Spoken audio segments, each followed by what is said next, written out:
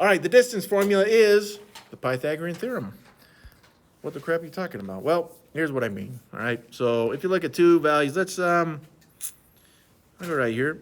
What is that? That's negative 6, 7. Okay, so negative 6, 7. And we'll come way over here. I'm going to make this triangle kind of big. So we'll come over here. And that's at 3, negative 6. Now, we're looking for the distance between these 2 points. See if I can use some technology to help. So that would be these two, right? But this right here is actually just the hypotenuse of a right triangle. And some students say, well, where's your right triangle? Here it is, okay? So you can make this side length right here, and this one. Did you just make these? Now, if you can find the lengths of these sides, then you can use the Pythagorean Theorem, right? Where you got a squared plus b squared equals c squared. I'll throw that in. A squared plus b squared equals c squared, right? Leg squared plus leg squared is the hypotenuse squared. And so you could find that right here, well, in fact, I'll use different colors. But this leg right here, see how it's up and down? That's kind of like the change in y, right? It's a difference of y's. I apologize. It's a difference of y's because difference is distance. Now, why is it the y? It's because it's straight up and down. So what I mean here is that you take the 7 and the negative 6, and we could say that's the first leg, right? So you could say 7 and negative 6. You'd just minus those, and you'd get 13 right there. Now, is that generally how you would do this on a graph? Probably not. You would probably just count, right?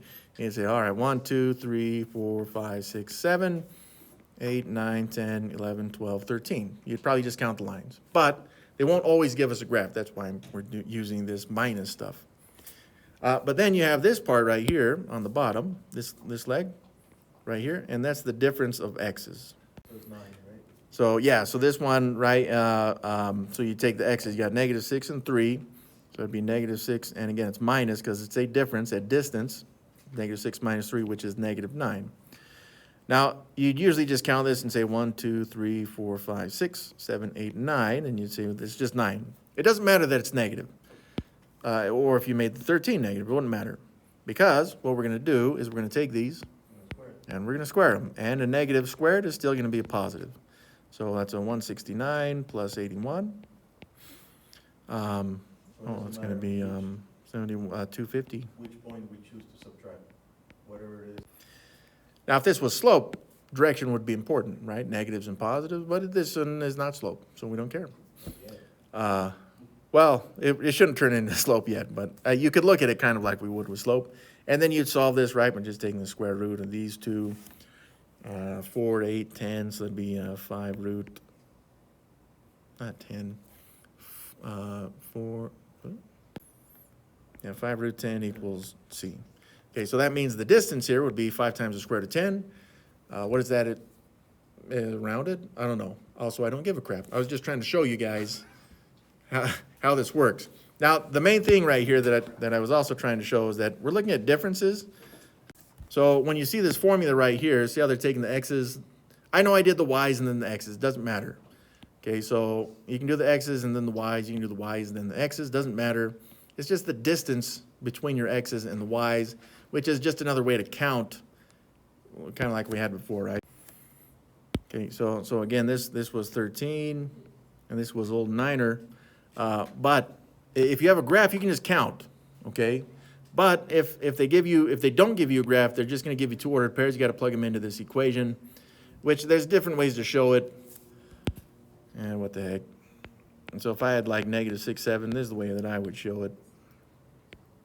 Not that you have to.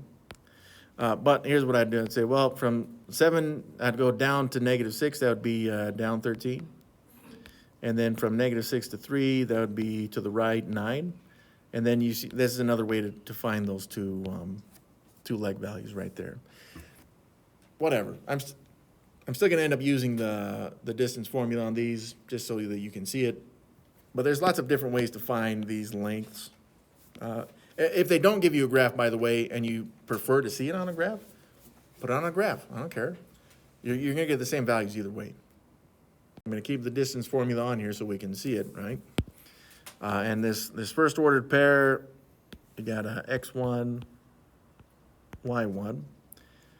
Now, this one's showing x2 minus x1, y2 minus y1. I don't know why math nerds did this a long time ago, but they did. They did 2's minus 1's. I kind of like to start with the 1's, but I'm going to stick with what we got there. So x1 there, boom, is 10. And then the y value, its corresponding y value is 4. And then we have x2, y2, which I'll do in purple. So the x2 is negative 3. The y2 is 3. Now I'll just fill in everything else, right? And in fact, all this stuff, see if I can do this decent. All this stuff is, you can put this directly into the calculator as is. So yeah, square root of 170. Again, you see that they've taken away the graph from us. No problem, we just plugged it in. And again, this is, I would just stop right here, put this in the calculator. I actually wouldn't show this work right here because it's faster just to put it this whole thing into the calculator and then do it part by part, but it's up to you.